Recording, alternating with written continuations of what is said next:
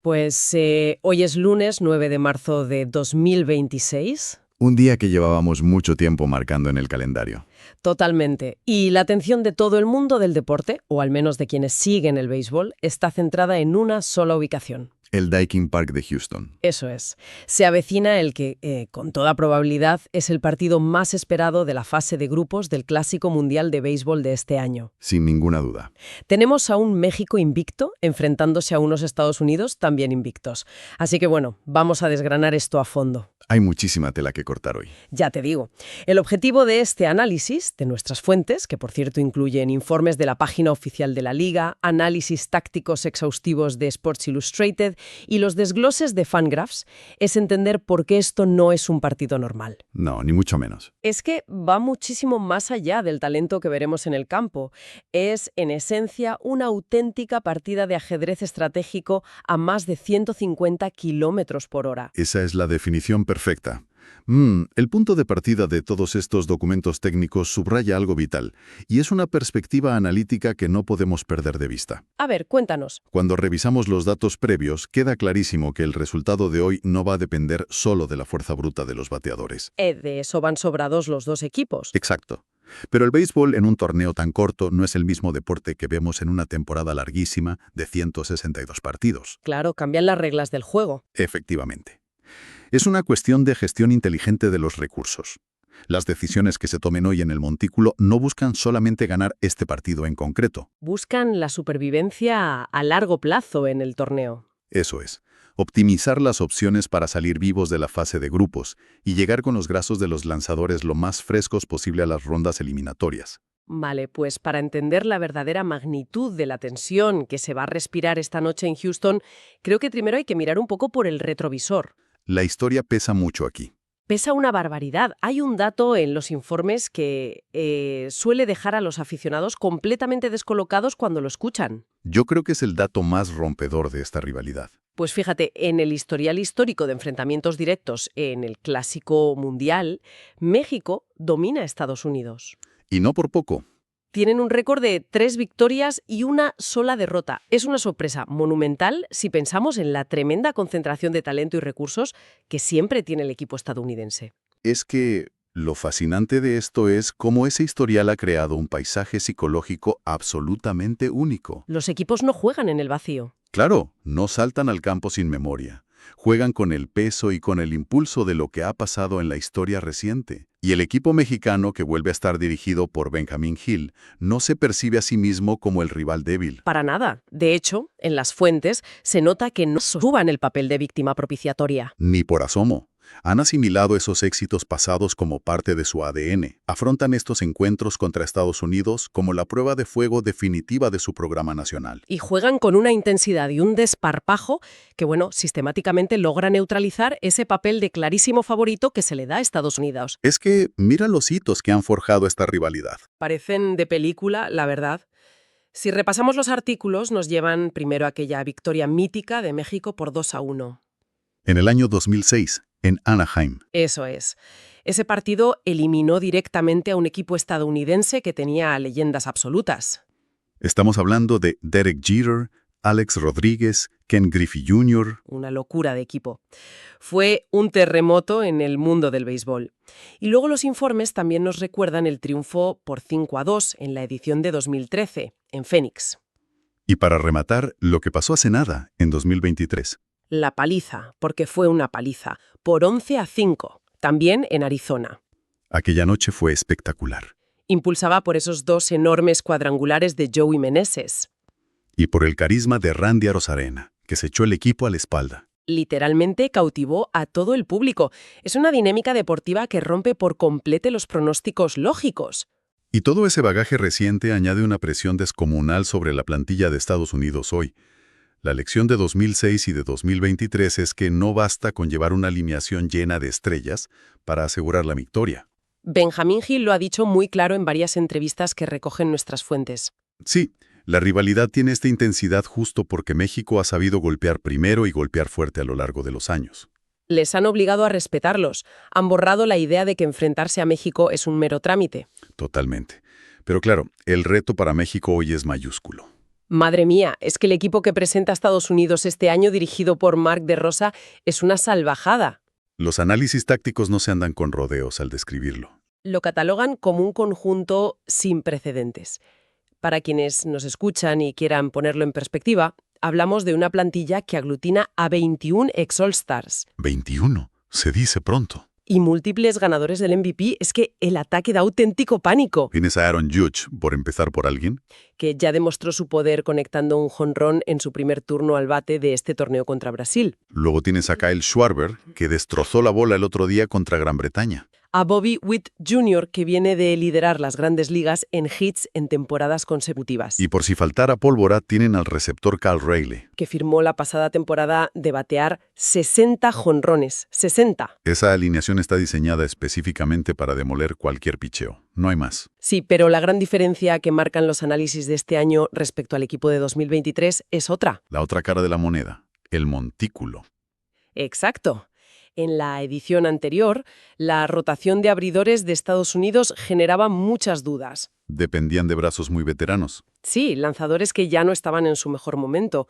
Pero para este torneo de 2023 han convocado a la mejor rotación de su historia en competiciones internacionales. Y la bola esta noche se la van a dar a Paul Skenes. Nada menos que el actual ganador del premio Cy Young de la Liga Nacional. Y ojo, que esperando en el banquillo tienen un bullpen monstruoso. Con Mason Miller lanzando bolas rápidas a más de 102 millas por hora. Y Tarik Skubal, preparado también. Viendo ese arsenal, la verdad es que parece una misión imposible para México. Parecería imposible en un partido de temporada regular normal, pero los documentos subrayan que las reglas de este campeonato alteran por completo las dinámicas. Claro, las reglas específicas del Clásico Mundial. Efectivamente. Si conectamos todo esto con el panorama general del torneo, la clave táctica del partido de hoy gira en torno a una restricción muy concreta. El límite de lanzamientos. Eso es, un límite estricto.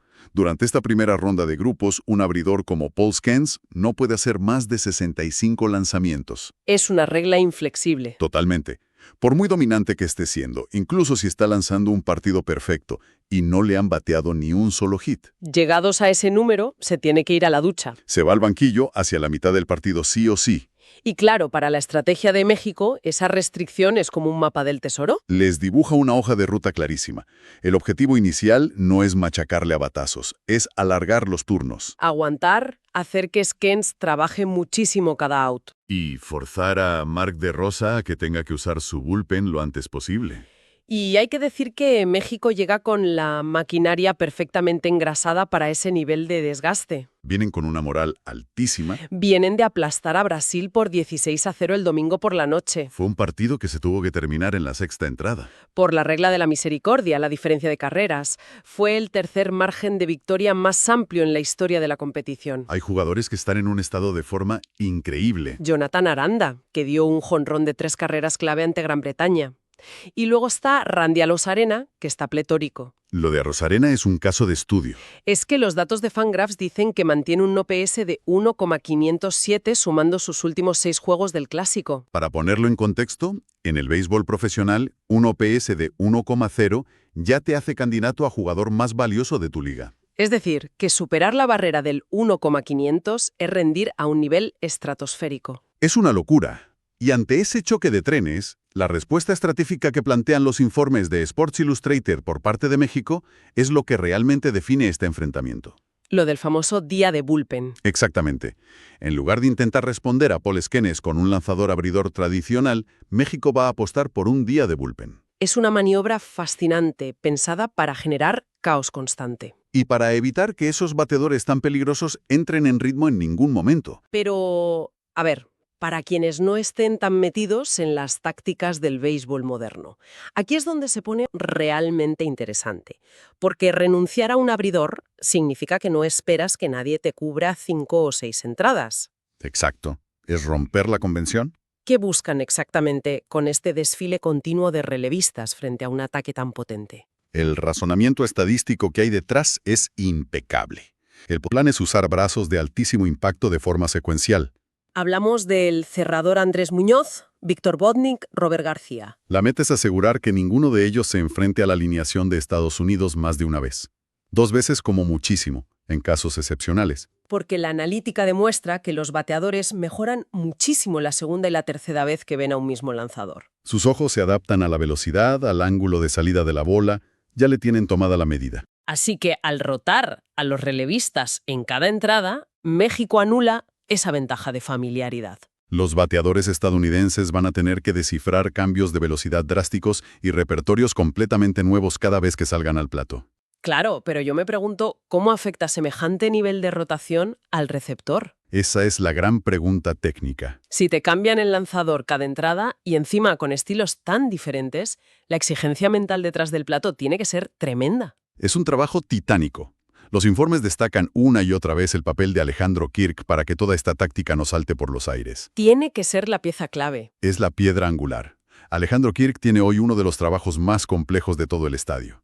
No es solo recibir la bola. Tiene que procesar en tiempo real las debilidades de los 21 All-Stars de Estados Unidos. Cuestión de segundos con el repertorio del relevista que le acaban de poner en el montículo. Es un ejercicio de memoria y adaptación bajo una presión brutal.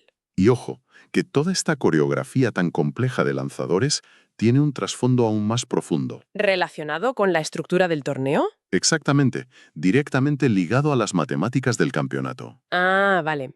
Entonces, ¿qué significa todo esto para el grupo B en caso de que las cosas se aprieten? Porque los artículos hablan de unas reglas de desempate que parecen un laberinto absoluto. Son un dolor de cabeza, sí, pero dictan la estrategia de hoy. Hay un escenario matemático muy real en el que Italia, México y Estados Unidos podrían terminar la fase de grupos empatados en la primera posición. ¿Con 3 victorias y una derrota cada uno? Correcto. Y cuando hay un triple empate así y los duelos directos no lo resuelven, el torneo recurre a una métrica que se llama el cociente de carreras permitidas. Vale, el famoso RAQ por sus siglas en inglés. Básicamente se calcula dividiendo el total de carreras que un equipo ha permitido entre los outs defensivos que ha conseguido en los partidos entre los equipos empatados. A ver, pongamos esto en perspectiva para entender cómo se aplica hoy en el campo. Si lo que importa no es solo ganar o perder el partido, sino la proporción de carreras por out, El planteamiento cambia de arriba abajo. cambia radicalmente, claro. Premia la defensa extrema y suprimir carreras por encima de todo lo demás. O sea que la estrategia de pitcheo de México hoy no tiene como único imperativo ganar, que obviamente querrán ganar. Por supuesto, una victoria es el objetivo número 1. Pero la prioridad matemática es asfixiar a los bates de Estados Unidos para minimizar cualquier daño en el marcador. Imagina que el partido se complica. Para México, perder con un marcador ajustadísimo de 2-1, incluso habiendo usado a sus mejores relevistas. Es casi una victoria táctica. Exacto. Es mucho mejor eso que intentar un intercambio loco de golpes y acabar perdiendo 10-8. Cada carrera que eviten mejora su cociente y protege su posición si hay un triple empate. El día de bullpen funciona como un escudo protector para mantener a salvo esa estadística. Es una pasada comprobar cómo una simple fórmula matemática obliga a un manager a plantear un partido de forma tan milimétrica. Es el béisbol moderno en su máxima expresión. Pero bueno, no podemos perder de vista que esto es un mundial. Las fuentes que manejamos hacen un repaso muy bueno de cómo están las otras sedes, y el panorama global está que arde. El análisis de los otros grupos es imprescindible para ver el nivelazo de este torneo. Si miramos al grupo C, que se juega en Tokio, Japón, está defendiendo su título de una manera brutal. Impecable. Ya dominan su grupo con un récord de 3-0. Y han pasado por encima de rivales que históricamente son muy duros, como Corea o Australia. La maquinaria japonesa no parece tener fisuras ahora mismo. Y luego está el grupo D, en Miami. Todos los analistas de Fangraphs y los artículos de opinión coinciden en algo. Es el indiscutible grupo de la muerte. Sin duda. Tienes a la República Dominicana que va armada hasta los dientes. Bateadores como Juan Soto, Vladimir Guerrero Jr., Manny Machado. Y una rotación liderada por Sandy Alcántara. Y encima se están enfrentando a una Venezuela con una profundidad de plantilla envidiable. La tensión que hay en Miami está al mismo nivel que la que veremos en Houston hoy. Y para cerrar el mapa, el grupo A. en San Juan, Puerto Rico. Allí las expectativas también han saltado por los aires. Porque además de la selección local, tenemos a Canadá. Una Canadá que lidera invicta y está demostrando que el talento en el béisbol es cada vez más global. Esto nos lleva a una pregunta muy interesante cuando cruzamos este rendimiento deportivo con los mercados financieros. Los pronósticos y las casas de apuestas. Eso es. Los artículos especializados dedican secciones enormes a ver cómo se percibe el riesgo en este torneo. Y los números que sacan cuentan una historia fascinante. Para quienes analizan los mercados deportivos, los datos son reveladores. Estados Unidos arranca como el gran favorito unánime, Con una cuota que ronda el 1,90 en formato decimal. Sin embargo, los modelos estadísticos advierten de que apostar a esa cuota carece de sentido analítico. Es una mala inversión. Fíjate que esto puede sonar contradictorio para mucha gente. Si tienen 21 All-Stars y la mejor rotación de su historia, pensarás que un 1,90 es ir sobre seguro. El problema con esa idea es que ignora la altísima volatilidad de un torneo a partido único. Claro, el formato lo cambia todo. Una cuota de 1,90 implica darle a Estados Unidos una probabilidad superior al 52% de ganar el campeonato entero. ¿Y para que eso se sostenga matemáticamente? El equipo tendría que tener unas probabilidades cercanas al 80% de ganar cada uno de sus 3 partidos consecutivos en las rondas de eliminación. ¿Y pedirle un 80% de fiabilidad a un solo partido en el béisbol? Es una temeridad estadística. El mejor equipo del mundo puede perder cualquier noche por un mal rebote o porque un bateador rival tiene su día. Ya vimos cómo este mismo grupo de jugadores perdió ante México y Japón en la pasada edición. Por eso, los analistas apuntan a que el verdadero valor en las apuestas reside en otros equipos. En equipos como Japón, que se paga 4,50. O la República Dominicana, que ronda el 5,0. O incluso el propio México, que ofrece una cuota superior a 23. En un torneo de eliminación directa, buscar el valor en cuotas más altas suele ser mucho más inteligente que ir a ciegas con el gran favorito. Es que el béisbol a un solo partido es el rey de lo impredecible.